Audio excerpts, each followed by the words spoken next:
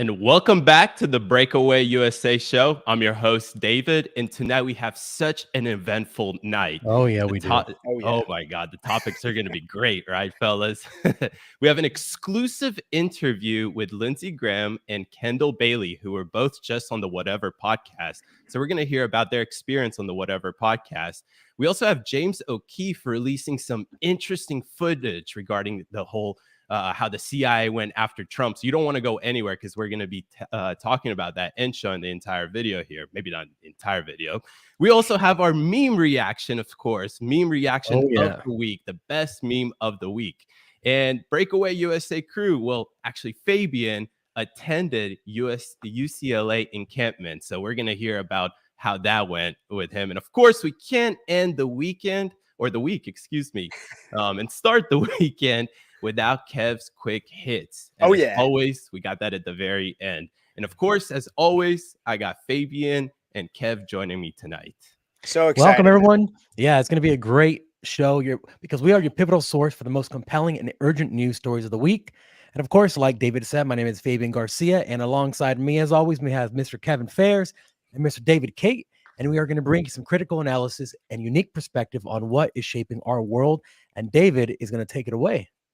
Of course. So let's get into our first topic right away. Tonight is actually really awesome because we have two special guests joining us to talk about their experience on a really popular podcast called Whatever. You may have not heard of it, but you've probably definitely seen clips of it, videos of it, you've different stuff like that. Oh, yeah, you definitely fascinating dating podcast that everybody in my generation loves. So, and there's been so many fun people on it. Michael Knowles, Ben Shapiro. I think he's been on it. Candace Owens, I think Charlie Kirk's been on it. But we have two of some of the most entertaining guests from one of the recent episodes. Exactly. And Thanks, here Kevin. They are. Of course. Thanks, Kevin. The most entertaining. Awesome. Oh, yeah. It was definitely an entertaining 6 hours. I didn't watch the entire 6 hours, but Kev watched all 6 hours. I did. Normal speed, not twice fast, 3 times fast, normal speed. So poor guy. Kevin, I'm so sorry. Do not be dumber sorry, for it, my friend. You're dumber for it. Lindsey, can you give the people who haven't heard of Whatever podcast kind of an insight as to what kind of a podcast it is or interview it is? And because it's not a regular one. Yeah, and I'm going to go ahead and say that it's not what people think it is. So it's supposedly a dating podcast, and they've got 8 women or girls crammed around this teeny tiny table, and a male host, Brian Atlas, and whoever his comrades are for the night. Usually it's another few males. And typically they talk about dating, but not just any dating, like raunchy dating. Like he talks about body count and weird sex positions and things like that. It's really inappropriate, but a lot of the guests you have on are decently inappropriate women. They have OnlyFans and things like that. So, but I will say it has weirdly converted into like a debate podcast, which it totally is not. And he keeps bringing this weird guy, Andrew Wilson, on. I swear to you, if I didn't know any better, Andrew is paying to be on this podcast. Really? Because he's on it all the time, and he's literally knows nothing about dating. He's unhappily married. Like it's the weirdest thing. So he's turned it into a debate podcast. So now I don't know what it is. He probably owes some money or something, and this is how he's getting his payback. I guess so. I mean, I've heard a lot of conspiracy theories out there now. So I'm like, I don't put anything past him. There's no reason that Brian Atlas, who is doing just fine on his own, bringing on OnlyFans girls and exploiting them, and he got 4.3 million subscribers doing it. Yeah. Why all of a sudden did he bring in this random player, this 50-something-year-old guy with a beer belly who wants to debate these feminists? He's radically unattractive as an individual, which doesn't necessarily play into it as much. It totally plays into it.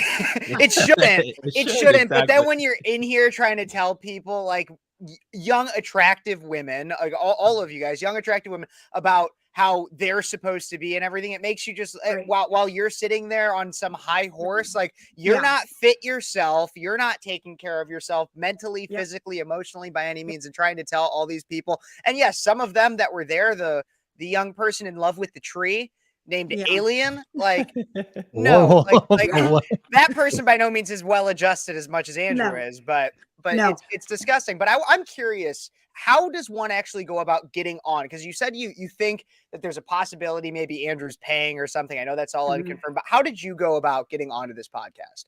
Well, I had reached out to them years ago about being on it, especially seeing like other conservative, media personalities being on it. It seemed like, oh, well, I'd love to sit on the table and speak truth to these radical feminists who don't know what they're talking about, right?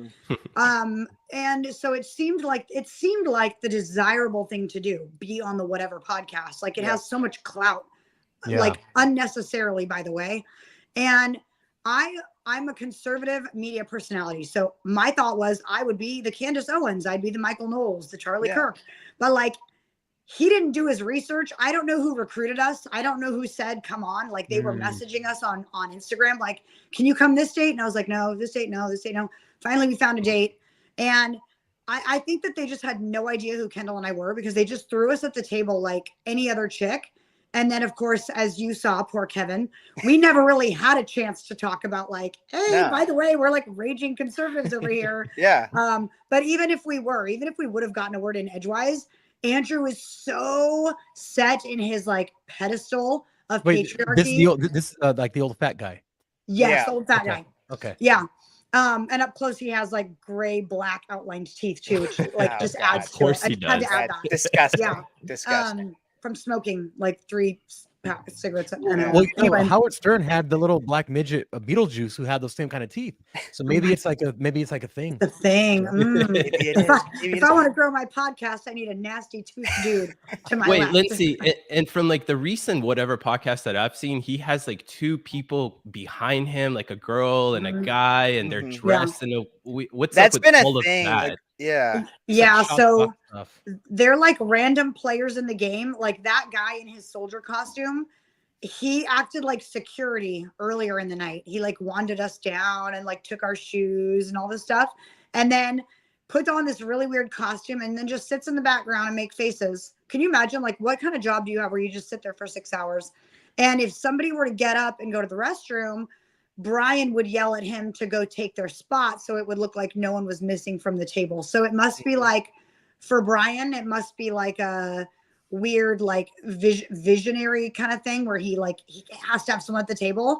He has some really, really strange personality characteristics, like autistic, like I don't know, like, really weird. So, oh my god! No eye contact with people, and like loses his mind, really sweating profusely the entire podcast. There's some weird stuff going on, man. So tell us a little bit more about what happens behind the scenes of the Whatever podcast. Because like this is like it is a cultural phenomenon, especially amongst people in like their early 20s around my age. Like everybody watched it. There's all these TikToks and everything of like Gorlock the Destroyer and everything went viral from it. Like what happens behind the scenes? Like so you said that you kind of got a little bit more into insight as to who Brian is. Among other things. What did you see? Okay, so we were told via Instagram. That's their only communication. It's not professional like you guys where you're texting and emailing and here's a link. Like it's like be at this door, which is super secret and private, at 4 p.m. sharp and don't be late. Well, we were there. They wouldn't let us in. They're like, we'll be down a little bit. They were down to let us in at 4:20, which is really weird. Like we're just standing on the street in a street town. Women, by the way, leaving a group of women like on the sidewalk alone. We get let in. They wand us down. They check our purses. Very strange. This is a podcast. We go up a bunch of flights of stairs, go in the room. They tell us we have to take our shoes off because the neighbor below is weird about noise. But Brian and Andrew are wearing shoes, by the way. There is a bowl of stale chips on the counter. It's almost like an apartment. And what you see is what you get, like one square white table and 10 people shoved around it. Just as perfectly as Brian wants. He doesn't make eye contact with anyone. He only came in the room to bark at us where to sit and then to yell, shut the F up, because 2 of the girls were like chit-chatting during the rules. He had the rules dictated to us, told us to shut up if people weren't listening. And then he would just show up throughout the podcast whenever he felt like it and read the computer screen and start conversations. And like, Kevin, you saw one time he likes to control everything. He yelled at me because I asked her something about the tree. I asked her about her relationship with the tree. And he goes, I saw that. Yeah. Can we just shut up about the stupid tree? Like, why are you guys feeding into this? This is BS. This is so dumb. And he's like, stop with the comments. And then he asked her a tree question. I was like, that's what I was gonna say. Is I noticed that there was one time where like you guys were trying to like go into it a little bit more, and then he was just like like you said, he shut everybody else up. This tree doesn't matter. The tree doesn't matter. And then all of a sudden it mattered again to him. Yeah. Yes. So he wants to be the one dictating the conversation. And if what you're saying is too boring, he shuts you up. If what you're saying is offensive, he yells at you and demeans you and undermines you. It's like such verbal abuse. I have no hesitation saying that. I'm not trying to be dramatic. I was in an abusive relationship for 3 years, 20 years ago. I know what verbal abuse looks like, and this is it. So I mean, look, I've been around these kind of people all my life in Hollywood. What they do is they're extremely rude to people so that people give them respect. They're like usually like the uglier guys that can never get girls, and this is why they act like that. I mean, it's not like I haven't seen a million of these guys ever. And I guess, and that entire, it sounds like leaving you outside, having a stale bowl of chips, having a really crappy room. It's all to, to get you in that mindset of, oh, okay, this is like some apartment and some college frat boys controlling the, everything. Exactly. It just sounds really lame, but I guess because it's all gimmick with the idiot dressed like a soldier or something like that, and then the girls dressed like ridiculous like elves or something like that, and then it's just like, that's Alien, man. That's Alien right there. That is Alien. That's Alien is in love with a tree. It was like we got a clip. Let's play this clip to check it out and see how it was. I started going to a new church and really found Jesus in authenticity. And I started going to a new church and really found Jesus in authenticity. And I got down on my knees and gave my baby to God. And that was kind of the closure of, my abortion. So church never found out about it? No. Wait, which one's the fat old one? Know. On the right or left? Who did I kick off first? Because we did a prediction they look like twins, to be honest. Who was going to get kicked tonight? Basically, she was already in the back eating chips. And she was checked. Well, she just got up and left. And then she girl stood up. Here's just a tiny example. And you guys, this is one of the tamest examples of what happened on the Whatever podcast with Kendall and I. When we tried at any point to get real or authentic or share stories that had a real impact on the world or the message that we convey on a daily basis, like me sharing my abortion story and how I use it to empower the women not to get abortions, everyone at the table is fine with being real. And Brian goes straight to like, who did I kick off the show? Like, oh, I'm such a man. Look at the size of my wiener. Who did I kick off first? I just got extremely vulnerable and shared something that was very intimate, powerful. And his only response is, what slut did I kick off the show first? This guy, wait till you guys see all of the stuff that we're going to clip and put together. And we've seen some great stuff, honestly, from that. Look, the one thing I kind of want to ask is, how did you feel in that moment? Like when he literally, like you were telling this vulnerable story and all of a sudden he just says, then I just kicked that one girl out. I mean, what's up with that? I actually it's probably a lot deeper than you want to go, but because I was abused 20 years ago, I kind of am really ashamed to say that I kind of turned back into like a victim. I didn't know what to do at that time because that was hour 7 or like 6 hours of like 6 hours. Yes. Oh my gosh. No food. I had 3 stale chips. Being ridiculed, talked down to, cussed at, yelled at, demeaned, degraded by I hope they bring me on the show one day. I hope to baby Jesus that they bring me on that show one day. Oh, I hope so too. Those guys need to get annihilated. Those guys are a bunch of bozos. Yeah, I just was like, I wasn't myself. I was weak. I was tired. I was hungry. And I was like, I guess the best I can do is try to share some of my story and hope that it impacts some women. And he just like literally turned me into the bad guy, the villain of my own like testimony. And I was like, I kind of was done fighting. Like if Kevin watched the whole podcast, I got up and left for a while and I was just in the back like, Let me know when we can leave. And then I sat back in my chair and I literally laid down and fell asleep on one of the girls. Like I was just done. I was done fighting with that dude. Well, I think the thing that was difficult for me to watch with it is because like I didn't disagree with everything Andrew had to say in terms of like the purely of what there was multiple times where I saw you and Kendall even like trying to say like, hey, we agree with you, but the way you're framing it or the way you're saying it is disrespectful. And then you guys got into they kept talking about meta conversation and all that crap. And that you, I mean, to an extent, some of it was, but it ended up being all about tone instead of like, let's actually get to the heart of what is being said here. Cause then you have this, the two like lesbians that aren't lesbian at the table. And there could have been so many opportunities for such great conversation, but because it ended up all devolving into a power grab from a lot of people at the table, not everybody, but a lot of people at the table were trying to control it all.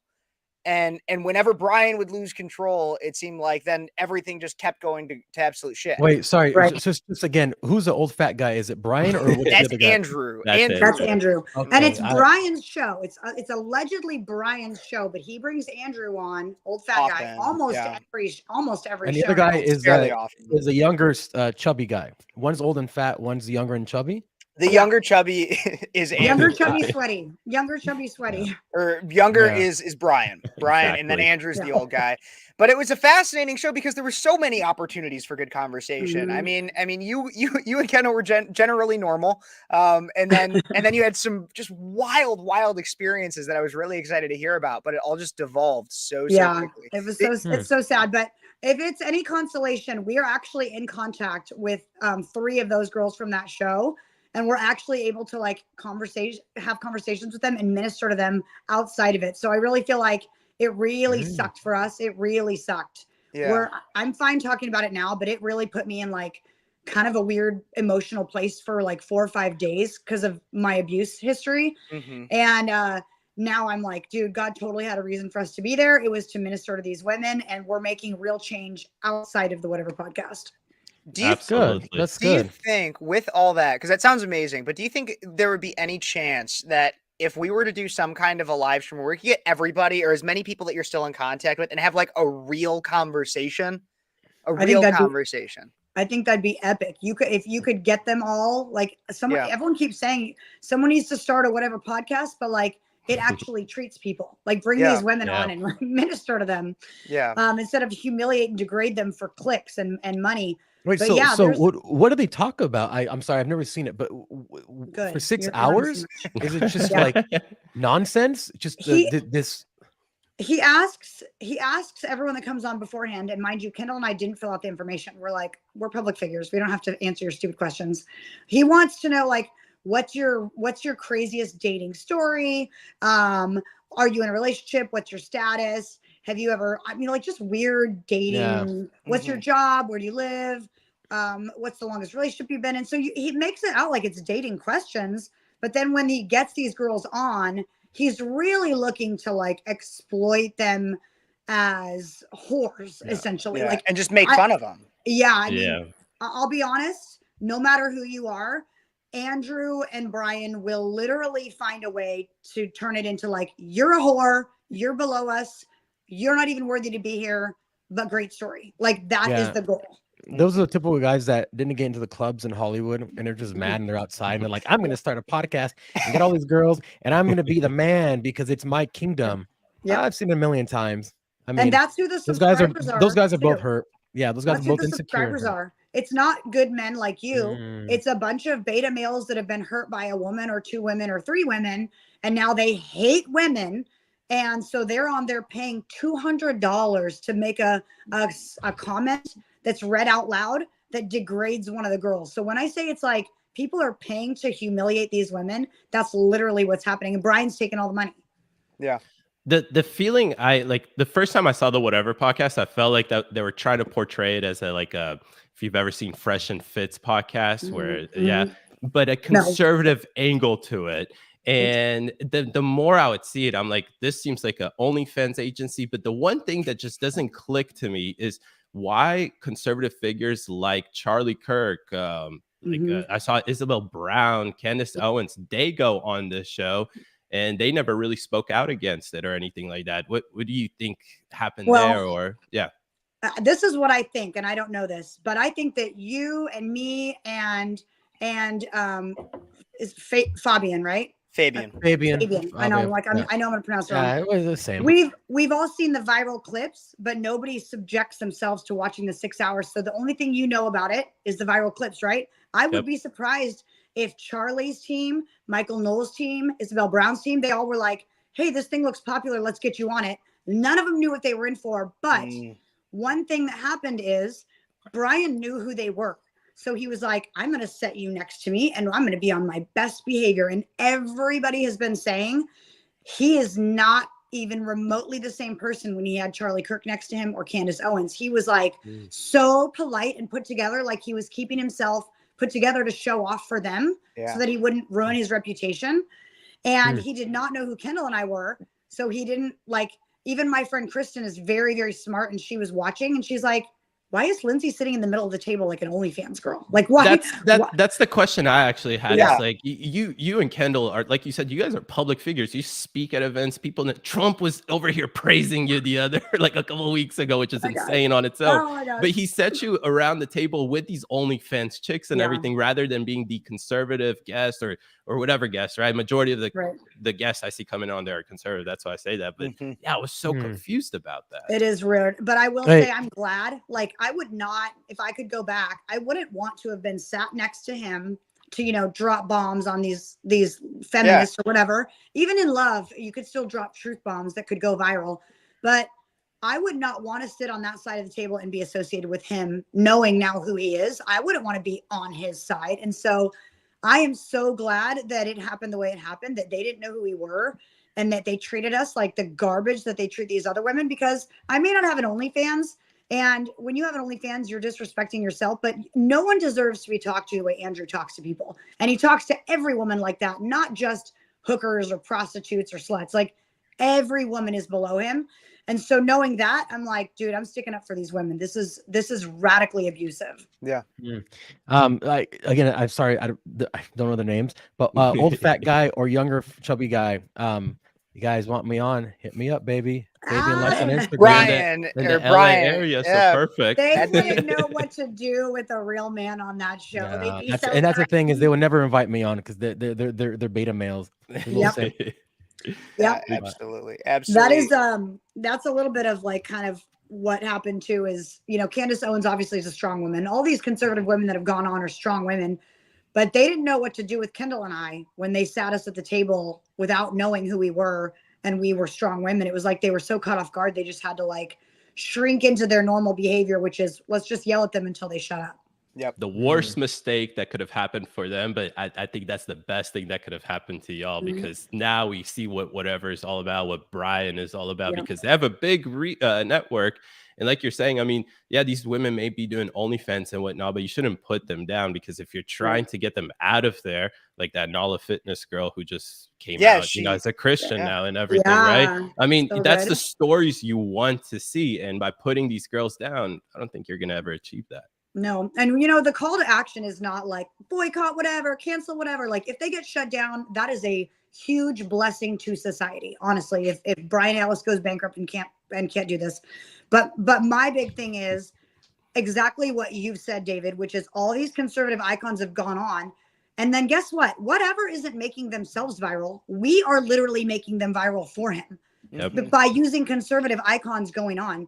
So my call to action is that every single conservative icon that gets invited onto that show stops going on and using your own platform to rise up this like demonic, abusive dude.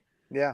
So that's what needs to happen, is the people in our movement need to be like, we officially denounce this. We did not realize what it was about. I will never go on it again.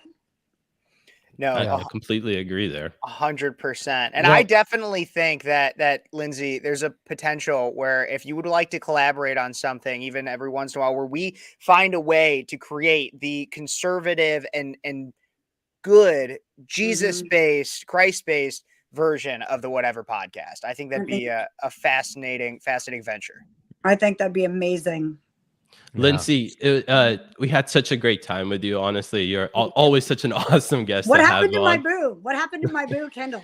She, I like, don't popped know. on. She know. popped on, popped off. Something must be going on with their internet. Yeah. It's all good. We will no doubt have you guys back. And like I said, we'll get Okay. something going. We'll find a way to collaborate Love and it. bring you guys in more with Breakaway USA. So cool. We'd love it. We could be your female contributors. Love There it. you go. Love That's that. what we There you need. go. Yep. And you For- can, Awesome. yeah. For no, all of our just- audience, where can they find you, Lindsay? I'm on Instagram at the.patriot.barbie. And Kendall is, even though you didn't see her, Kendall _in_ Kentucky.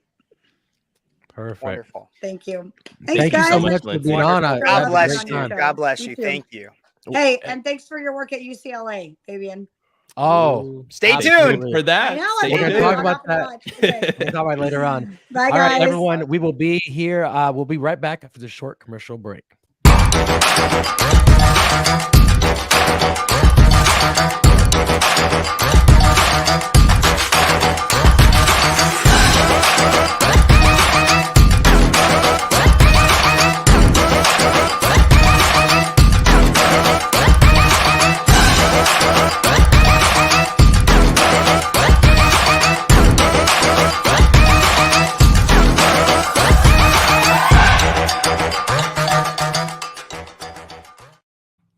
No. All right, everyone. Let me take a quick second and thank our sponsor of the day, Freedom 2O, an incredible company that we work very closely with.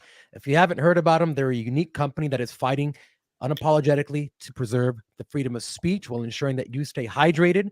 They have some of the purest water out there, and I really do mean that. They have this really cool, unique filtration process that includes reverse osmosis, O3 ozonated water, which helps you hydrate and helps cell regeneration. And they also treat it with UV lights to kill anything that's left over. So they really do help us. How supporting them supports us. So make sure you go to freedom2o.com/USA and you'll get 15% off your order. And you'll see some pretty pictures of all of us up there as well. Oh yeah, the prettiest. Exactly. And The you'll see prettiest. all of our favorite stuff on there as well. Fellas, what about that segment right there? That was crazy, huh? It's nice to have a Oh my perspective God. about what's happening on these popular podcasts that we're I finally. know you never know. know? That's why I always ask like what goes on behind the scenes is because you never really know. Like with us, if anybody was ever curious, we literally just log on to our streaming stuff and we're here talking to you. Like there's not like this massive vetting process or anything like that. Like we're professional with our guests and everything. Man, it's crazy to me that people get on such a power trip. Yeah, and I'm glad that she explained how they leave them downstairs because that's the beginning of this mental gymnastics that they play on you. You're a girl, you're out there like she said alone. They leave you down there. There's nothing in there. There's no food. There's just stale chips. It's all meant to prepare your mind for the abuse. That's a preparatory abusive kind of relationship that they're doing, and I get it. I mean, obviously they're not dating coaches because they're not coaching anybody. They're just apparently talking crap to people. But I get the gimmick. I get the shtick. I've seen it so many times. You have these guys, like I was saying, who they never got laid. They can never get into the clubs. They're just like, rejected. And then they get really mad, start a podcast. And because it's so gimmicky and so weird, and you have like people dressed up in like uniforms or something, and you have people dressed up like it's a freak show. Dumb. It's a freak show ran by Barnum and Bailey. I'm gonna call those two guys Barnum and Bailey, the bozos. No, Bozos. absolutely. And like if you guys watch it, like there are some times where there's some really funny clips that come out of it, but it's out of a 6-hour podcast. And the thing is, I have no problem with the podcast being super long. I've seen a lot of people do panels that go on for a very long time, and that's not an issue in and of itself. But when it's all in a central location and you have rules as to what you can do when you're on camera, what you can't, like, and it's like super, super strict, man, it's just, it's wild. It's wild. Yeah. But I don't think Well- it's as wild as the story that you're about to break right here for us, right, Kev? Oh, absolutely. Let's pull up a little bit of this clip. I don't know if you guys saw this, but this is up there with Woodward and Bernstein's Watergate, Edward Snowden through WikiLeaks releasing everything about the NSA. No, now we have a new 3-letter agency, which we know has been radically spying on Americans, but not just Americans, on the former president of the United States while he was president, even coming out further. James O'Keefe, actually, I consider him kind of a friend, met him a few times, who has exposed CNN, has exposed the Washington Post, has exposed so many. I mean, what's one of the most recent ones that he had? He just had Pfizer as well that he exposed. Yep. Built up Project Veritas, all to just be ousted because he flew too close to the sun by exposing powerful people, has now exposed the CIA. Ooh. And it's radical the amount that they are doing. So take a look at, we're going to watch like the first 2 minutes ish of this video. This is a 30-minute video that you guys can watch. There's more and more coming out. We're going to start with just the 2 minutes of this one. Wow. There's no audio. You have to, it says it's muted, Fabian. The audio is muted on our end. That's what happens when we don't have production, Cody. Amjad Fasisi shows her his CIA identification badge. No, where does it say?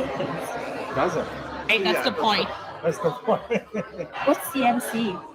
China Mission Center, darling. That's my mission center. Gotcha. Amjad talks about how the CIA kept information from Trump. Like working? We kept information from him. Hey, one more time. We kept information from him. From Trump? Yes. He's an idiot. And there are certain people that would give him a high-level overview, but never give it to me. You know why? It's called leak those details. Amjad Fasisi states higher-ups within the intel community, including CIA directors Mike Pompeo and Gina Haspel, and the upper levels of their staffs colluded to withhold information from sitting President Trump. So the agencies kind of like all got together and said, we're not going to tell Trump. The higher-ups. The higher-ups. We put it this way, the executive staff, we're talking about the director and his subordinates. Like what titles are they? They're Director of the CIA. director of the CIA would keep. Yes. Are you guys still watching him? I would say yes. It sounds like you guys are still watching him and his team. Of course we are.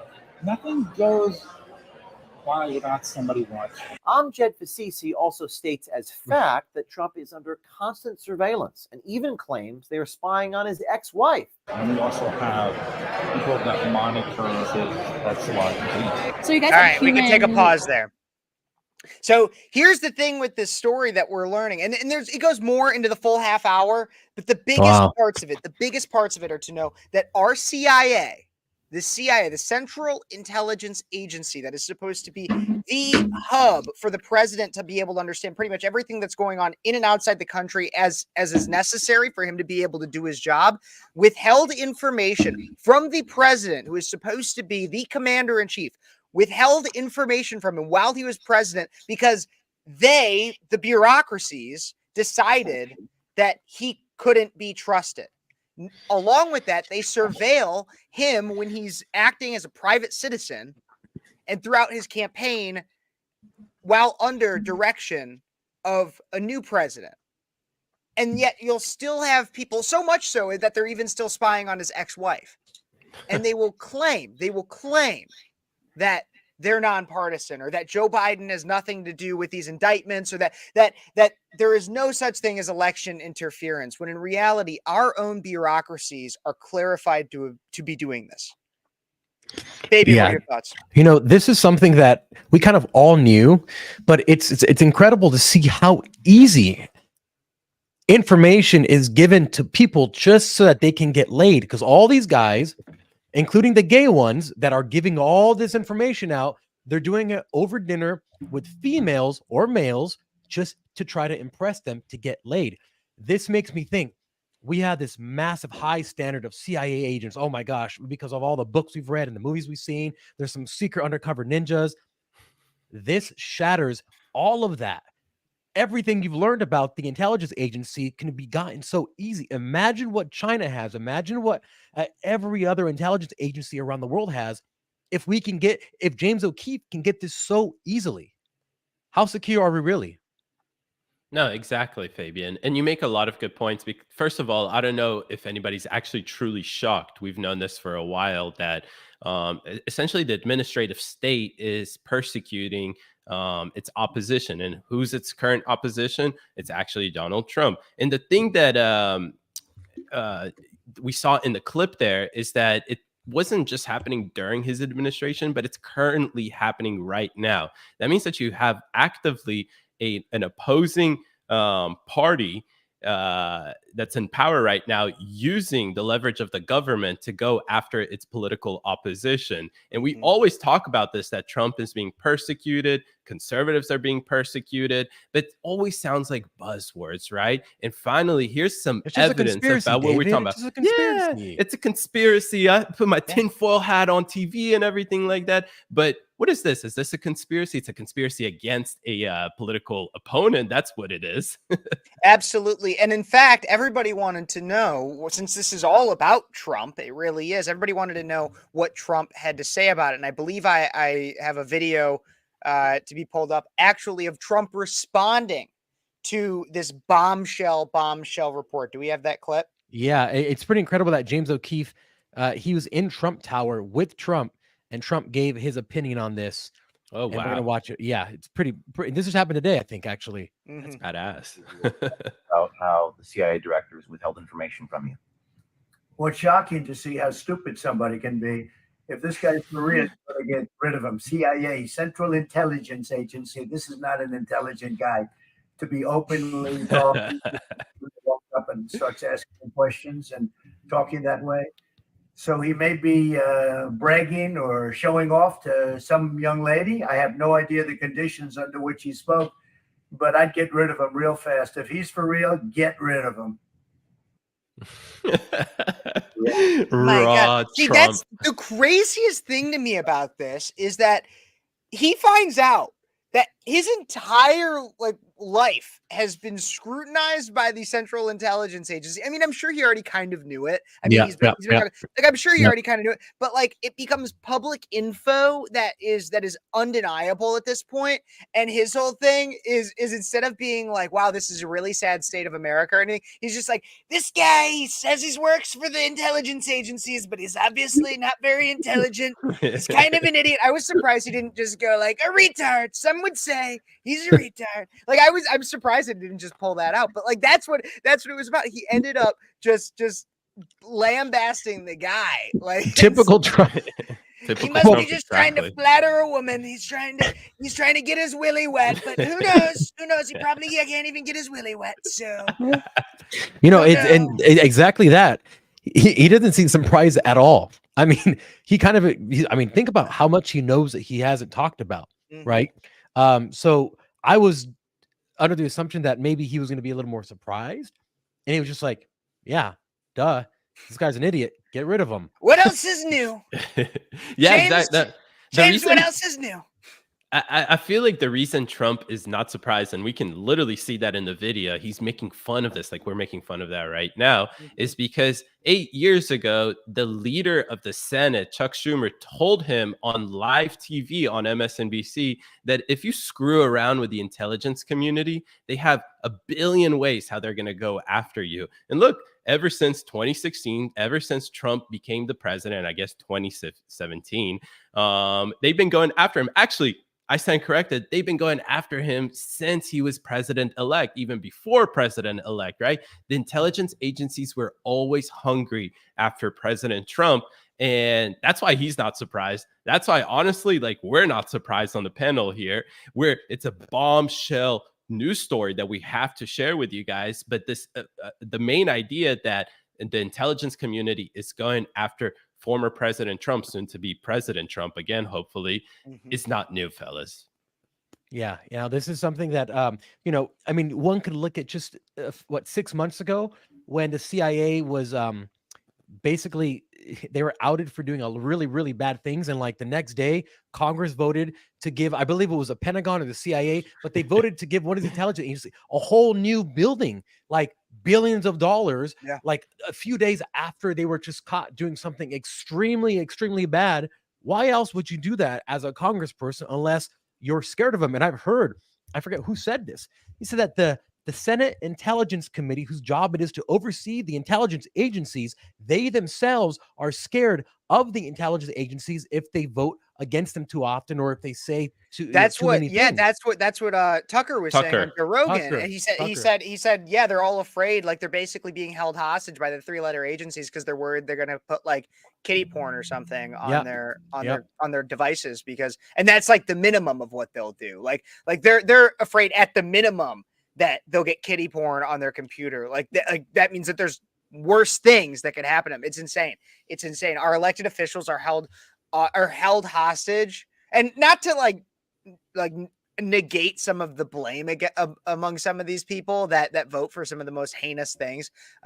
But many of them are held hostage by our 3-letter bureaucracies that are unelected. And I've been talking about this for a long time. Like your threat to democracy isn't Donald Trump. It's not Joe Biden. It's your FBI, your CIA, and your NSA. That's your threat to democracy, a constitutional republic, America as it was meant to be. Yeah, whenever you have something like a dark budget or whatever they call a black budget, where we don't know how much money they're getting and there's no oversight, no one knows what they're doing with it. That's the problem with the democracy, because that's not democratic whatsoever. They work for us. They have the politicians who we elect work for them. It's completely obliterating the idea of the way the founders envision this whole thing working. Mm-hmm.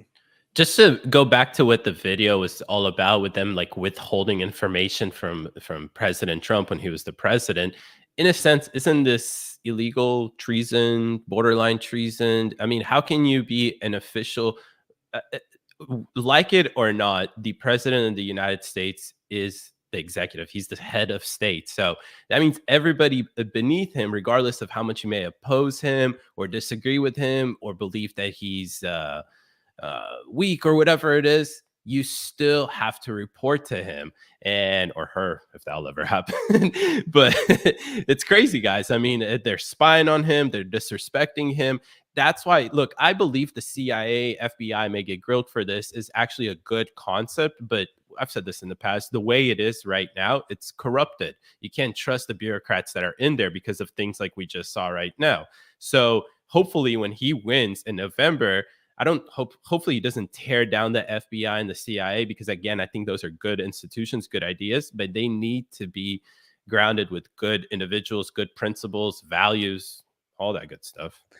Yeah, honestly, we'll have to look in. I mean, people will have to look into Mike Pompeo. I don't know if anything will ever come of it, but if Trump is reelected, then Mike Pompeo should absolutely be investigated at a minimum, likely indicted. So, which is very unfortunate, because I'll be honest, Mike Pompeo is one of my favorite individuals in his administration or in his cabinet. You know, I think he did actually a fantastic job. Again, I may get grilled for that, but especially with his relations and how he handled both China and the Middle East, it's very unfortunate to see here. But he's again, the very one that realistic. ordered. He's the one that was caught saying that he wanted to kill, I think, Snowden or assassinate Snowden, right? One of those two guys. Potentially, I don't know that off the top of my head. I think Tucker's talked a lot about that, about him doing exactly that, and I think he said, I think Tucker in one of his interviews, he's like, and I saw Mike Pompeo like not too long ago, and I'm like, he was trying to be friendly because the man himself is friendly when he's out and about, but he's like, that guy is really, really bad. So I believe, I don't want to mischaracterize what he said, but I think he said something like, I couldn't be nice to him. I couldn't be regular around him. Like, oh, hey, what's up? And I just, if you're talking to Yasser Arafat or, Saddam Hussein or something like that, and you see him at a party or something, yeah, they just killed a bunch of people. So what are you going to be nice to them just because they're in your purview? No, hell no. I just think, like those fat bozos from the whatever podcast, you see them at a party, you're not going to be nice just because you know who they are. No, the guys are idiots. So you treat them like that. I think who you're thinking about might have been the CIA director under Obama, either Clapper or Brennan, one of those. I can't remember exactly. I'm pretty sure John Pompeo. Pompeo, I don't know. We're gonna have to look into that. Yeah, well, yeah, exactly. Because that's very unfortunate to me. Again, when I saw that story, I saw it like the headline for it. It was like, and possibly Mike Pompeo. It's like Gina 100%, but Mike Pompeo is like still questionable. So that's very unfortunate to see if that's as is and whatnot. So. Absolutely. But this was one of the. I think this is should be the thing is because it's James O'Keefe. because it's him, because he's known as a more conservative individual, this will not get the credit that it deserves, because this reporting right here, yeah, he's had some great reports of other undercover journalists that have had to go through great lengths to get the information that they did. But what they uncovered in this is as big. It doesn't feel as big because we have all these social media platforms now that share information like that, but this is as big as Edward Snowden detailing what the NSA surveils on the American people, or Woodward and Bernstein revealing Watergate. Like this is a huge, huge story. Huge. Absolutely. Just to go back. Business Insider, Mike Pompeo summoned by court to explain alleged U.S. government plot to assassinate Julian Assange, say Spanish media reports. So this is what Tucker was talking about. And they were spying on him in the embassy, and apparently the plan was to assassinate him. The Uni Party is that's unfortunate. Oh yeah. Oh my God. But speaking of things that Fabian knows, let's talk about, or I don't know if we're getting it to an hour, or we're going to take a quick ad break, but we have. Let's take a little break. Gotta drink my freedom water. Oh yeah. And next up, we're going to talk about what I did last night. We're right back after this. Blah, blah, blah, blah, blah, blah, blah, blah, blah, blah. What are you talking about? Here, have some freedom to go. Now, the Constitution is awesome. That's what it is.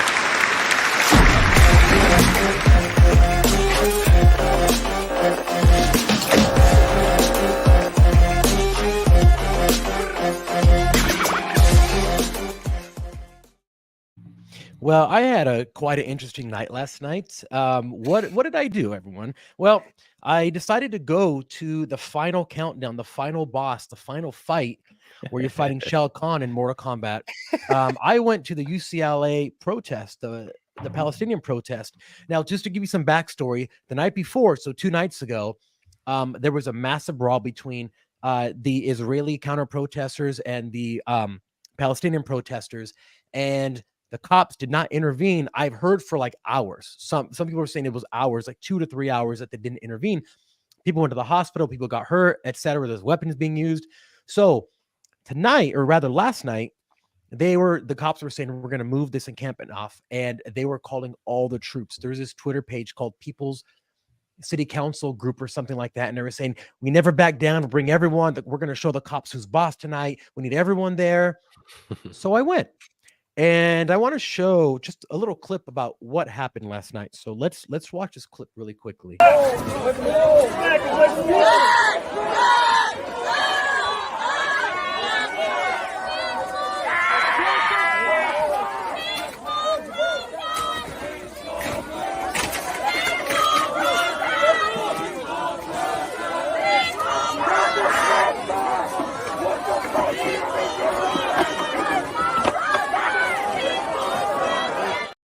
Okay, so you see that. Okay, so you took that. I want to be clear with everybody too. You took that video. No, I didn't take that video. No. Okay. So, sorry. But here's what I want to say about that video. You see the video and you think, oh my gosh, these protesters and everything is going crazy. Well, guess what? I didn't see any of those people when I was there. And and let me explain what I mean by those people. So when I was there was a few thousand Palestinian protesters sitting there doing their chants, doing their thing or whatever. And I speak to a few of them, and I say, hey man, what's going on? Tell me about what's happening. And they were talking to me. I walked around the entire thing on the other side. So, okay, the way you can visualize it is there's 2 sets of stairs, and then there's Royce Hall right in the middle, and that's where the camp was at. And the police had barricaded themselves, or they were wrapped around the tent, holding everyone off. So the students are on both sides of the stairs. They had barricades. The Israeli counter protest was supposed to be on one side, and the Palestinian protest on the other side. So we walked around, but the thing is, and maybe they called off the Israeli and say, hey, don't do it tonight. It's not going to be the night.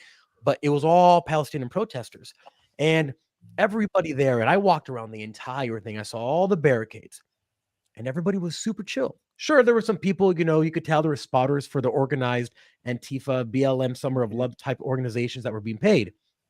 When I saw this video, this happened about half hour after I left. I left about 12:30 in the morning. Yeah. This happened half hour after I left.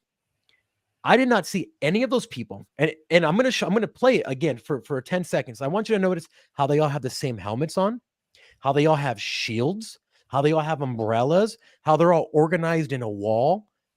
This is not normal behavior by normal students. So I want you to watch it again and tell me if those guys look a little bit of organized.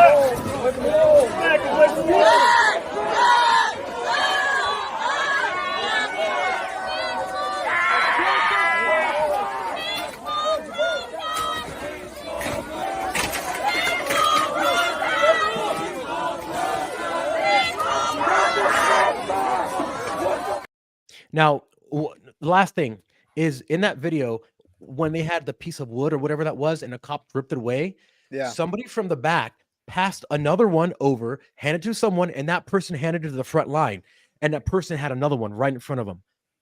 And I saw that, and I'm like, these guys were at some staging area when I was there, because I didn't see any of these people. Yeah. And at one point, they said, okay, go. And all of these paid protesters went in to cause the chaos. It wasn't the regular protesters. So you see this and you think bad people. But what I saw was these are the organized communist open society funded that. David, your video went viral talking about this. It was just incredible to see what really happens and how the media makes it look like something it's really not. No, you're absolutely right. And even like noticing that the umbrella is something that really stood out to me. I don't know. Have you ever seen on my YouTube channel, I have a video of me about a year ago now going and talking to protesters at an event that was for DeSantis. I'm going to actually, I think I have the ability to share my screen very briefly here. We won't watch all that much of it. But I just want to show this quick clip. Where you can see actually in here is a protester utilizing an umbrella in a very similar way. Let's go right around here. You can see this guy with this umbrella right here. Oh, yeah. That's the Marxist favorite tactic. That's exactly what they did at France. Yep. Thank you. The yellow jacket. And they all have the same, and they all have the same little vests. Awesome. By the way, Kevin, you look like a stud in that film. Hi there. I actually was like 50 pounds heavier in this video, just so you know, too. How are you guys doing? Watch this. Watch this. I just want to know what you guys are out here protesting today. DeSantis. Why? 100% DeSantis. He's a fascist? Why is he a fascist? Because don't you know what a fascist See? is? So this guy with the umbrella is controlling everything. He's the one that's making all of this. He's controlling all of it. It's absolutely insane to me. And he is the one that's like, when it comes to this whole everything that happens, it's just like what happened there is whoever is holding the umbrella. It's like the flipping talking stick in kindergarten. Whoever's holding the umbrella, that's who gets to control whatever goes on in the protest. Absolutely, it's a training method. It's a universal training method that happens underground. Like I don't know that for an absolute fact, but based on the pattern of behavior, that would be my guess. Well, David, your video just went viral exposing, because a lot of people were saying, I've been posting in comments, these are the open society funded people, and like, you're a conspiracy theorist. And I'm like, dude, you need to watch David's video because you uncovered all of this, how much they're paid and everything. Can you tell us a little bit about that? Because that's incredible. Yeah, it's interesting what happens when you follow the money trail here, because I mean, it's literally right there. You can see the transactional evidence.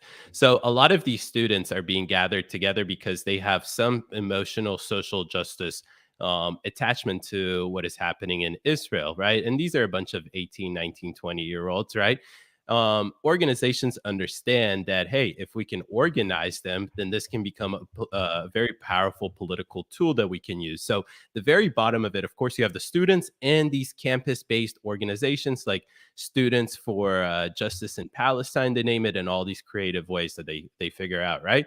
And these organizations are then led by bigger organizations with actual political agenda behind them. So, for example, there's a big organization called United States Campaign for Palestinian Rights. And they are actually the ones that contract individuals on various college campuses to be college campus fellows, which they pay them between $3,300, $3,600, something like that. And then they have community-based fellows, which is probably what Kev ran into right there. These people get paid $7,600, $7,800 just for 8 hours of work a week to organize certain protests and whatnot that are related to the Palestinian Gaza thing. So what you see is a bunch of students who have a bunch of emotions in them. They don't know what to do with them, but then they get organized and led by a lot of movements that have big attachments that are actually rooted in Marxism and communism, and we can go on and on. So and you saw that firsthand yesterday, Fabian, right? Yeah, and you know what? It's sad. I felt bad and I'll say this. Obviously, it sucks to see anyone die on either side, Israeli or Palestinian. You have Hamas, who's just using the people. It's always the elites that are using the regular people to get their way. It's no different in this organization. You have the organization who want to push communism, cause chaos. George Soros literally says in his book that his plan is to cause chaos to break down the USA. That's what he wants. He literally says it in his book. This is not theorizing. So when you see his organization funding this, paying people, I mean, how more obvious do you need it to be if it's right in front of your face? So I felt bad for these kids because I get it. They want to help people, right? You're young, you have bright eyes. The world is, the world, you want to fix the world. But then you have these people who are using the kids to stay there all day. And then they come in at the end and they bum rush the police. And then, of course, some of the kids are going to get involved because it's just, I mean, listen, I grew up going to hardcore shows. We would always get in fights. This is what you did. And even if you weren't involved in a fight, if you got caught in one, well, you're going to fight because people are swinging at you. Even though you don't have you're like, why are you hitting me? I don't know. I'm going to hit back. I'm not going to let myself get hit. And that's kind of what what was happening in this situation. And then, of course, you have the communism going around and signing people up and say, hey, you need to be a part of the Socialist Democratic Party. We're going to burn this nation down. And all of the signs were all professionally done. The students that I saw there didn't have signs saying like death to America or whatever.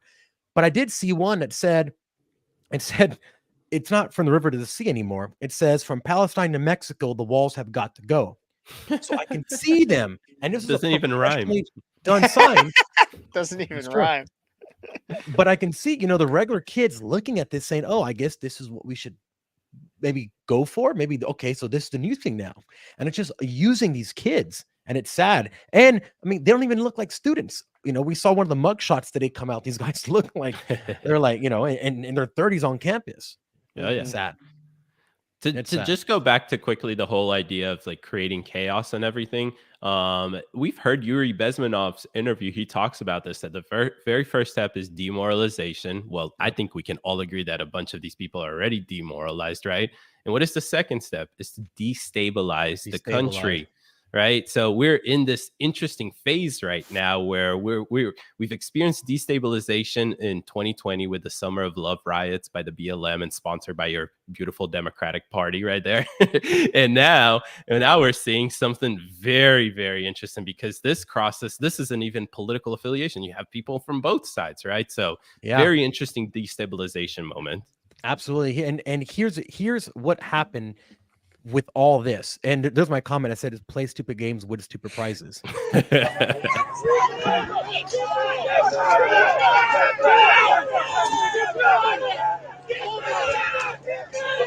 this is them actually clearing the camp out.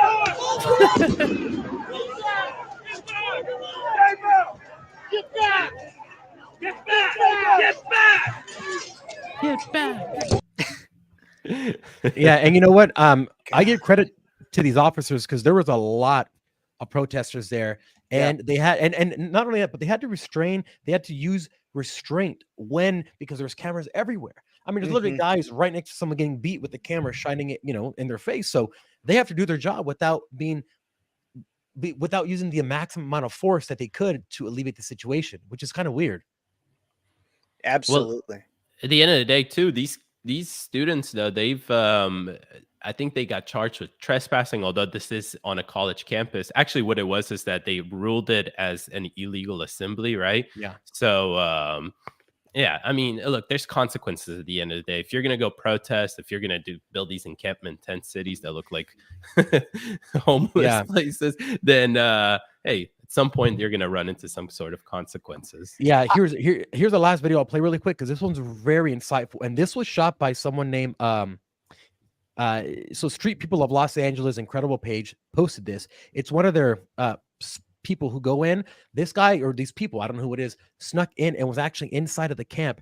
And you can see the organization in this, because it's pretty incredible to see how it's actually organized. You have people with there's a hierarchy, there's like an assembly line. So let's go ahead and pull this up really quickly and watch this here.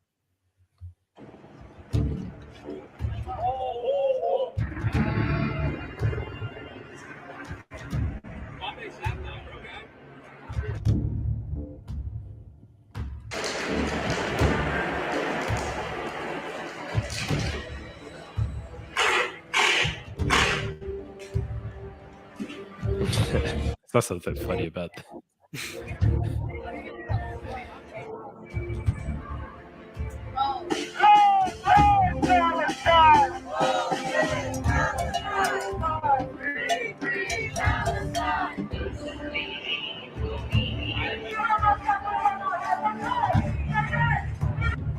This will suppress the tear gas.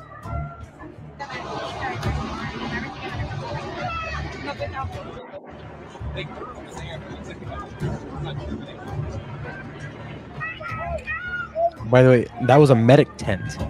Oh my gosh. I'm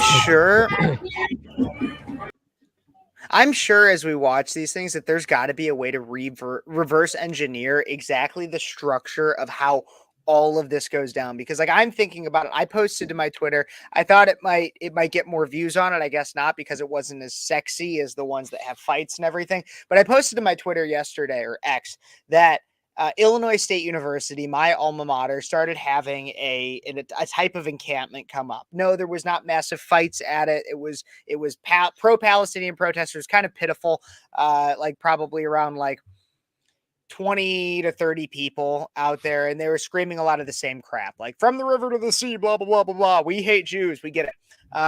But they do that, and I posted it, and when you think about it, the way that it could work is that, so that's like the end goal, is that you start getting like all these little copycats that are relatively tame. Maybe they get bigger, maybe whatever, and then once they start to get bigger, you would send in the organizers, the ones that are paid and everything. But how it starts is you start with some of those organizers. And like, I don't know exactly, but I'm sure there's a way to reverse engineer every single little point of it by watching all the footage that we have.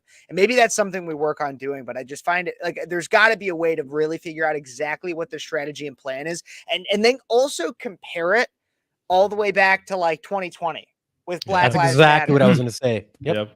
Because I'm sure that the strategy and the plan is so similar. Then you could even probably go back to 2016 and compare it to, while it's smaller, the Trayvon Martin and the Devontae Williams, I think was another one of the names. But like all those, like they had like little syndicate riots and protests that happened because of BLM getting started. And so I'm sure there's a way to tie it all together, at least in terms of strategy.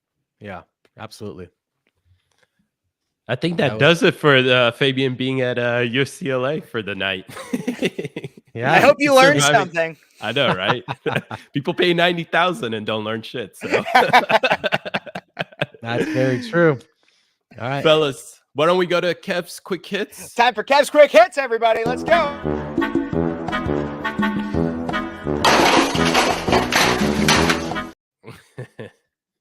All right.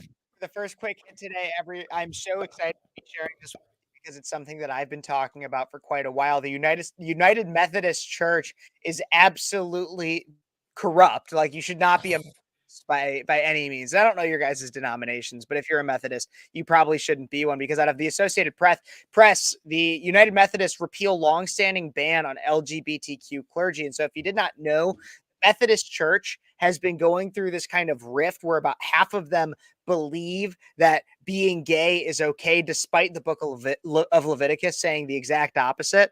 Then the other half are protesting that. Well, now the entire church has their delegates repealed their church's longstanding ban on LGBTQ clergy with no debate on Wednesday, removing a rule forbidding self-avowed practicing homosexuals from being ordained or appointed as ministers. Delegates voted 692 to 51 at their general conference, the first such legislative gathering in 5 years. That overwhelming margin contrasts sharply with the decades of controversy around the issue. So basically, what we are now seeing, everybody, is that there is an entire church, the Methodists, that are denying what the Bible says. Like, and so this isn't even about whether or not, like, I'll be tolerant of as many gay people or whatever, but Leviticus 18:22 specifically says, a man shall not lay with a man. If he does, it is an abomination. So you are not following scripture to do this. So I'm curious your guys' quick thoughts on that. And are these even Christians anymore? Are they even Christians? You know, I will say James Lindsay talked about this a few years ago, and in Beneath Sheep's Clothing, they talk about how they did the exact same thing in Russia. What they do is they go into a big organization like the United Methodists, and you take over from the inside. You get a few people on the inside of power and say, guys, like, we need to be more understanding about these people. And then because each church has a duty to follow what the overarching organization does, you take over the organization, you take over all of the churches, and then you can pass this kind of rule change or whatever you call it. And then every church, because they need to get money from the big organization, has to fall in line, or they don't get money. This is ESG and DEI in churches. Absolutely. David, thoughts? One thing finally makes sense for me. Every day that I come back from work, I pass a church, and that church literally has a huge banner on the main road with the LGBTQIA plus flag there saying, "You are welcome here." And every time I was confused, I'm like, is this a counter protest to the church or something like that? And it's a Methodist church. And the funniest thing, Kev, you know this, I don't know what you're going to show for Kev's Quick Hits, but today I decided to actually take a video of that flag. Did you really? I did. I literally took a video of it. I'll pull it up here in a second. But no, it's the craziest thing. It's on my phone, so you won't be able to really see it too well. But look. That's interesting. It's the funniest thing ever. And now it finally clicks to me. But here's the "you are." Yes, exactly. And so I'm sure something that you might have seen near that, just so everybody knows too, in case you're wondering, in case you want to avoid the Methodist churches, this is pretty much by and large what the Methodist, this is like their logo. If you ever see the flame with the cross, it's because they have a very interesting view of flamers. They're flaming gay. No, but they have a very interesting view of the metaphor of the flame as it relates to the Holy Spirit. Interesting. And so that's why if you ever see that flame with the cross, that you're pretty much always looking at some level of a Methodist church. But that's the first quick hit. Let's get to the next one. Dan Schneider from iCarly, Victorious, all the other stuff. If you guys haven't been paying attention to like literally anything in the last 5 years, Dan Schneider has been constantly under attack, rightfully so, for at a minimum creepy behavior. But just in the last few months, a massive documentary called Quiet on Set came out, of which I watched all of it, which basically detailed a significant amount of sexual abuse among child stars, especially at Nickelodeon. And so according to the Daily Wire, former Nickelodeon producer Dan Schneider is suing the producers of this documentary. And the 58-year-old TV exec made a public apology for his behavior after the documentary first aired, which included an interview with Schneider's former colleague telling us stories of toxic workplace environment that they saw questionable. The new lawsuit states that while he takes responsibility for his actions, Quiet on Set was a hit job, which insinuated that Schneider would sexually abuse the children who worked on his television shows. And now there's a lot more to this article, and you can go look at it if you would like to, or you can go watch the Quiet on Set documentary. I recommend you doing so. The thing is at a minimum, a lot of those point out, a lot of people point out, not even just on Quiet on Set, but they point out how a lot of Dan's shows had a weird amount of feet being included, Interesting, suggestible, sexually suggestible scenes, like Victoria Justice and others in Victorious having lotion sprayed on their face almost as if it was kind of pornographic, things like that. I don't know if you guys saw this documentary, how much you've heard about this, but what do you guys think? Is Dan Schneider guilty? Did he do anything? Is his lawsuit justified? I mean, I would say, knowing what we know about the Hollywood pedophile ring and how it's growing and growing, and now we got P. Diddy, who's the Epstein of rap. I mean, and you got Weinstein, who's it's just, I mean, man, all these people are a bunch of perverts. And if you're working with kids all day and you're already a pervert, and you have the power to do stuff like that, and these kids, poor kids, don't know. They're just shooting random stuff. They're like, okay, cool, spray this on my face. Like, they have no idea. They're kids. Yeah. I think David? that's exactly it, Fabian, is that this is like a dream place for him. And I'm pretty sure that after Nickelodeon, after the whole thing came up, he went to work in Disney. So the dude still gets around kids, and that's very troubling to think. But the most sad thing about this is that I'm wondering, what the hell did he do to SpongeBob? Like, like I don't think he worked as much on SpongeBob, but SpongeBob actually was supposed to be originally an adult show. And this is kind of a little bit of a tangent, but it was supposed to be. If you think about the names in the show, you have the entire name of the town they lived in was Bikini Bottom. Sandy Cheeks was the name of the squirrel. If you think about the Krusty Krab, like there's a lot of things in that show that seem a little bit off. But a lot of things in that show that seem a little bit off. I wouldn't say it, but some people would say it. No, but so that's when it comes to that one. But that, I just thought that was really interesting, and everybody's talking about the sex abuse. I think the thing I really want to talk about with it is the fact there's two things. First, the hypocrisy among so many leftists, to where they will be so outraged about Dan Schneider, but as soon as a drag queen is shaking their ass in front of their kids, good point. They're like, oh my God, shell out the money, make it rain on that man dressed as a woman doing sexually explicit acts in front of my child. That's fine.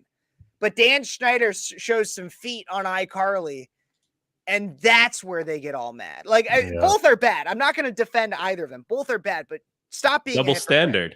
Exactly. Double standard. And as Bill Maher said, which I can't believe I'm quoting the fucking liberal, but as Bill Maher said, where kids are is where these things are going to happen. And that's why we need the most safeguards. If you look at it, look, I'm a Catholic myself, and so I hate bringing up things that make the Catholic Church look bad. But you have altar servers, children. They get sexually abused. You have the Boy Scouts, young children. They get sexually abused. Where kids are, sexual abusers will be attracted. Yep. Because they're going to go where kids are. And so in kids' entertainment, we have to pay attention to our children. And and there's no problem. Oh, like I think it's 90% of Hollywood productions have children in them in some way. So there's no way to avoid it, that kids are going to be in things, but there is a way to protect them. Yeah, you know, Seek Smith explained this a lot to me and opened my eyes to something I didn't know. And exactly what you said, Kev, is right. They go to where children are. You know, what is it? Where you're young, you go in the forest, whatever they're called, where you go and you have like somebody trains you on like how to start fires and stuff. Oh, the like Boy Scout. The Boy Scout. And there was a lot of them in the Boy Scout. And I guess the Boy Scout had their own hush hush thing, and so they got ousted. They did. So the Boy Scouts, so I'm an Eagle Scout. So I went through all the Boy Scouts. I was in it for like 12 years. And so I always make the joke, and this is a terrible joke, but I make it. I'm both a Catholic and a Boy Scout. No one ever touched me. What the heck? Where's my class action? But want you, must have not been cute enough. But no, that's exactly what it is. It's where kids are is where they're going to go. And it's not like, I mean, right now we could talk about low birth rates and everything, but we don't need to get into that tangent. But the thing is that we're always still going to have kids. And so the best we can do is look out for them. And so don't be a naive little bitch and pretend like somebody's not going to be a creep towards your children. Just saying, keep an eye on them. And speaking of keeping an eye on them, that brings me to my next quick hit, which is out of the post-millennial. A Christian conservative family is shocked to find that a trans woman was playing the evil queen after paying $300 for a dinner with Disney characters, to which I asked, who the hell would pay $300 to have dinner with a Disney character? But according to the story, a conservative Christian family spent that much money. I don't know if we can watch some of the video. Let's watch the video. Let's just do that. Great video here. Evil queen. Oh my God. Also my favorite. We have so much. Oh yeah, that was a little weird. So it's a conservative Christian family's paid that much money to have a meet and greet dinner for their daughter at Disney World, and were shocked when the evil queen was played by a man. When the father of the family spoke to a manager at Disney about casting choice, he learned that the man was actually transgender. The manager reportedly told the father that the evil queen was being played by a woman who, quote, was so excited to get the role. When he pressed and wanted to know if the individual was a biological male, the manager told him that he could not answer that question. And because you asked it, you're a bigot, basically. But Disney went gender neutral in 2021 when they removed, quote, all gender references from guidelines for casting. And the goal was to improve inclusivity at the park. After that, visitors to Disney were faced with men playing women's parts, such as instances where the role of fairy godmother's apprentice was played by a male. So what do you guys think about this? A biological male is playing the part of the evil queen, and a family paid $300 to have dinner with it. I have my own thoughts, but I'll get to those. What do you guys think? David, you take this one, man. I'm so flabbergasted. This just reminds me of like, for some reason I'm shooting blanks, but you guys could probably help me here. Is that like they always make fun of this, of like some movie that's gonna play, and like the main character is like some character from history, and they're white, but they're playing them as black. This is like an extension of that, because it's essentially it's cultural appropriation. Cultural appropriation, exactly. I mean, like, listen, you got chicks, or you got roles for chicks being taken over by dudes. And I don't hear the feminists coming out and being all angry about that. So that's because men are better women than women are.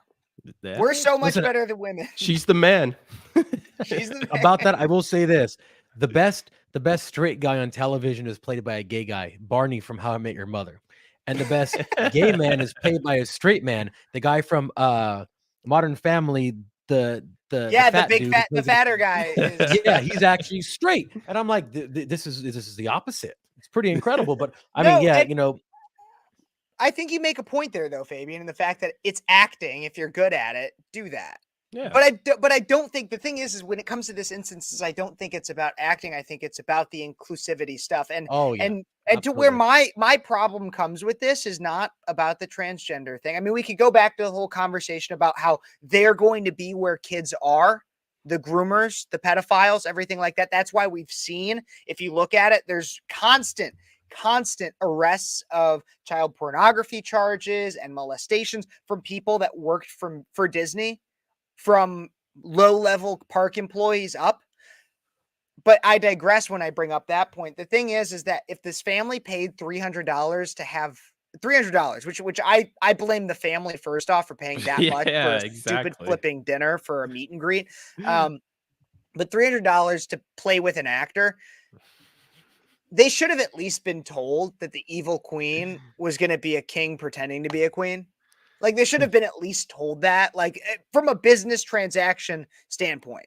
Like, outside of all the transgender stuff, even if he was outwardly, like, knew for a fact that he was a biological male, if he wasn't suffering from delusion, then they should have been told. Like, for paying that much money, you should know exactly what you're buying. You should know the product. I mean, like, if you buy something and whatever is inside is not what was advertised, you're going to sue for false advertising. And that's exactly what happened here. So that's my thoughts on that. But let's get to a little bit happier news. John Rich, this is the next quick hit, everybody. John Rich, the singer from Big and Rich, just about 50% of that organization. He came out, and I don't know if you guys saw, but there was during all these protests that we've been covering, there was frat bros that came out and they held up an American flag. I don't know if we can get this tweet up here from John Rich, but they held up an American flag, and John Rich, among others, came out and said that that he was willing to host a concert for these young boys. And I know that I thought there was a picture with this tweet. I must be wrong. We can find the other tweet somewhere. Maybe if you scroll down, you can see the boys, Phi Kappa Phi men, defended their flag. And there you can see it. And so there was even a GoFundMe that was created. And it says, throw them a rager. And they've raised almost $200,000. Wow. They've raised $500,000 now, by the way. Really? Oh my God. Last time I checked. Yeah. And this is actually my neighboring states, UNC Chapel or Chapel Hill. Right. And this was awesome to see, because for a while we were hearing this rhetoric, especially on X, is that white people, Jews, they're different. No, it's not. It's literally at the end of the day, there's people that hate America and there's people that love America. And as you can see, these young men over here, which just gives me so much hope in this generation that I always lose hope in, come out and protect the values. Look, I immigrated to the United States at 8 years old. And by the time I was 9 years old, I knew that the American flag should never touch the ground, similar to how the Israeli flag is. So to see these boys go out there, they're being like, they're throwing crazy stuff, not crazy stuff, but they're throwing water at them, chicken nuggets, I heard at some point. So, and they're standing there. They're like, I'm not going to let this flag touch the ground. I'm going to rip this fake Palestinian flag off the pole that you guys put on here. So disgraceful. And you know, keep this American flag above the ground until we figure out how we can get it up again. You know, this reminds me, and I'm going to coin this phrase. I haven't heard it coined anywhere else, but I'm going to say this is the Gen Z Iwo Jima. So I don't know if you're familiar with the Iwo Jima, but I mean, I know you guys are, but it's an incredible picture by Marines, and I forgot on what island, and I read the book when I was younger, and I forget it, but it was somewhere, I believe it was in Japan or something like that. It was, it was an island off Japan. Yeah, it's pretty incredible. And there's this whole statue and everything of it in DC. It's like it's on a hill. It's actually about like 15 minutes outside of the DC proper, but it's a beautiful, beautiful statue to go check out. There's pictures of it, of course, too. But I absolutely see that. I think the thing that's actually beautiful about this, there's two things. First off is, so one of the boys, who I believe was either the president or kind of one of the spokespeople for the fraternity, his name was Alex Jones. Ironically, and he came out on Twitter as well, and I read it earlier today. I couldn't find the tweet again. I'm sure if I looked it up I could, but he came out and it was a long thread where he basically said in it, he was like, you know, he was like, I didn't do this because I have a particularly educated opinion on Israel or Palestine. He was like, I think any loss of life is sad. He's like, I don't shame anybody for utilizing their First Amendment, the Palestinian people, protesters, or the Israel. He was just like, what I know is that I love my country and I love what it stands for. And anybody trying to disrespect that, that's what I have a problem with. It wasn't, he wasn't trying to make any kind of a political statement on either side. He and his brothers were simply trying to protect America and what it stands for. What I find interesting, however, is even despite that he says that, so he's by no means claiming that he's a conservative. I mean, he kind of is, but he is coming out and saying it's not about political partisanship by any means.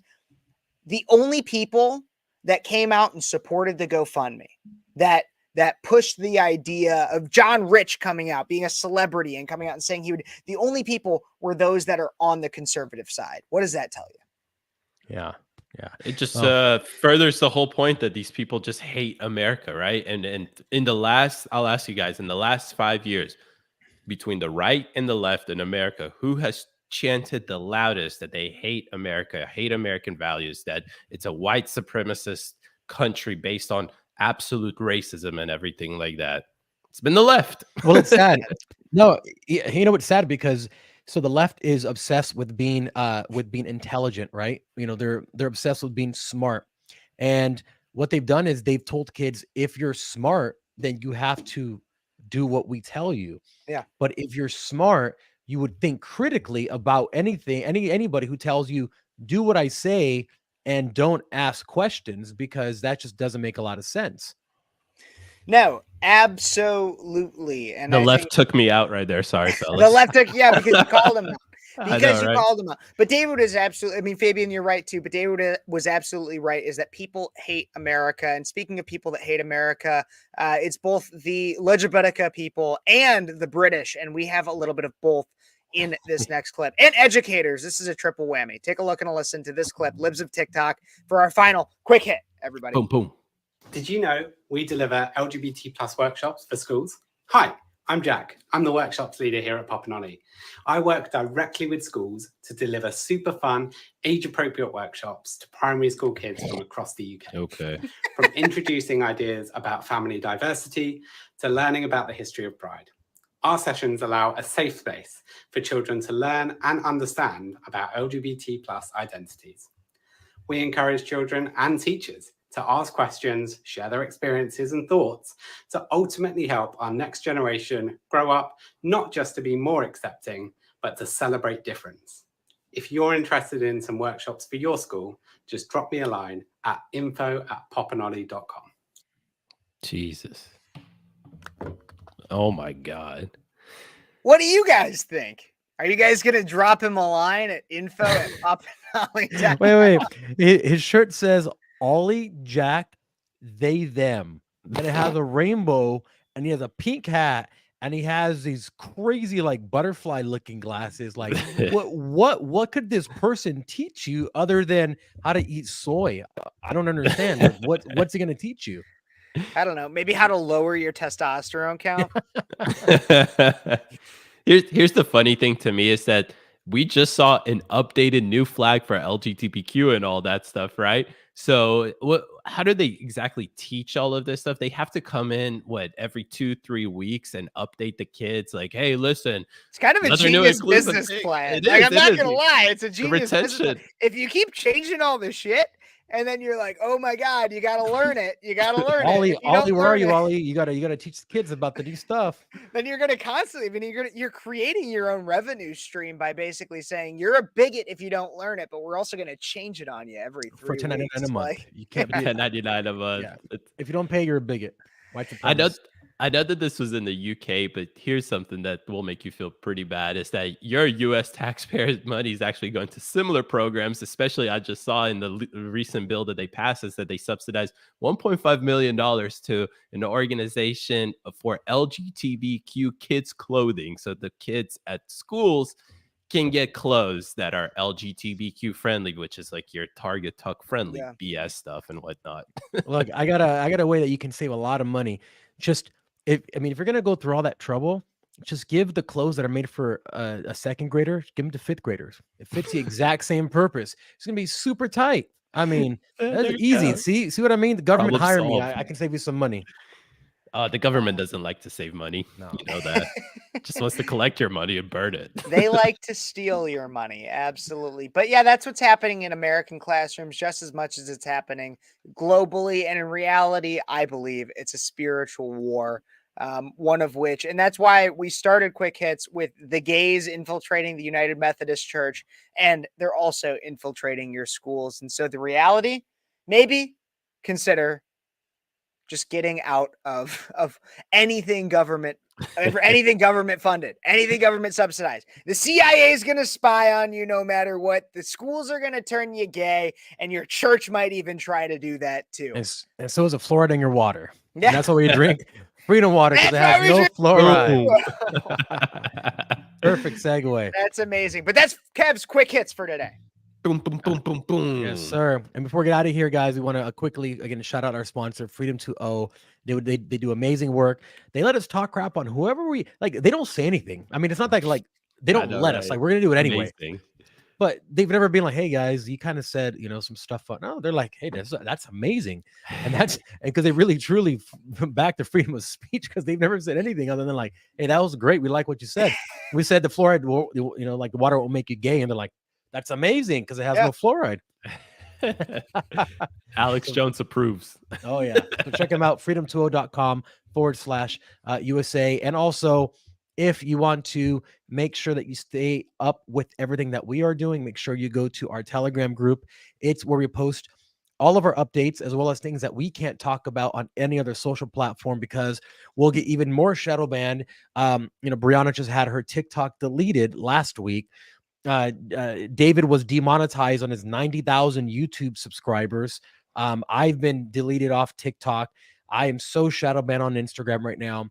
We got a strike on our YouTube channel. My YouTube channel is like never getting any views anymore. So that's beautiful. I mean, like I get my hardcore fans that check my page, but I know people that have all of their notifications turned on and they don't get notifications. Yeah. So, political season. Absolutely. Yeah. Season.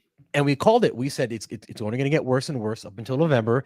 And then who knows what happens after we fall off that cliff. So anyway, in order to be updated on everything that we're doing, make sure you go to our uncensored Telegram group, scan the link on the screen or the QR code on the screen, or go to t.me/breakaway if you're just listening to us right now and not watching. But make sure you add us on Twitter or X. Sorry, I just dead named X. They're gonna ban me. I And do on that all the Rumble. time. I do it all the time. and on Rumble, because those are freedom of speech platforms that we can show you things and talk about things that we can't on any other mainstream platform. So make sure you add us there. Exactly. And guys, you know what to do. We're going to be right back to this Monday evening at 8:30 p.m. Eastern, 5:30 Pacific for my West Coast peeps. And like Fabian said, follow us everywhere, because then you'll know exactly what our schedule is.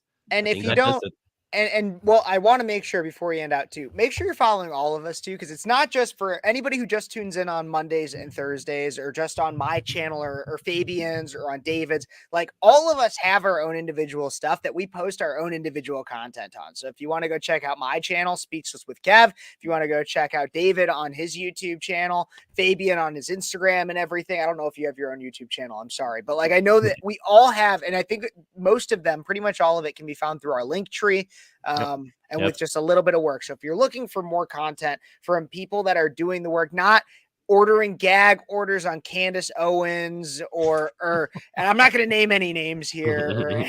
We got to talk about that next episode. We still have to wait, though. We still have to wait, because Glenn is the only one that broke that story. So I want to know how I don't know. authentic that That's is. why I'm not putting That's why we any give it names time. at me. But what I am saying is, I know for a fact none of our contributors have gag orders. I know that for a fact. It's not even in question. So And if somebody had it, we wouldn't be able to tell you guys. Yeah. That's a very true fact. Well, thanks everyone for tuning in. It's been an incredible show. We hope you enjoyed Lindsey Graham being on, and Kendall in Kentucky for a little bit before she had her issues. I mean, we talked about a whole range of different things. And again, make sure you tune in every Monday and Thursday. And also, not only that, but we have shows every single day of the week, except for Saturday, on the Breakaway USA network. So just follow Breakaway_USA anywhere. We got shows on Monday, Tuesday, Wednesday, Thursday, Friday, and Speechless with Kev on Sundays. So make sure you check it out. And thanks for sticking around for this long. We're not 6 hours like the Whatever podcast, but we're just enough to tickle your whistle. So from everyone here, we will see you on a Monday. Never say that again. See you guys.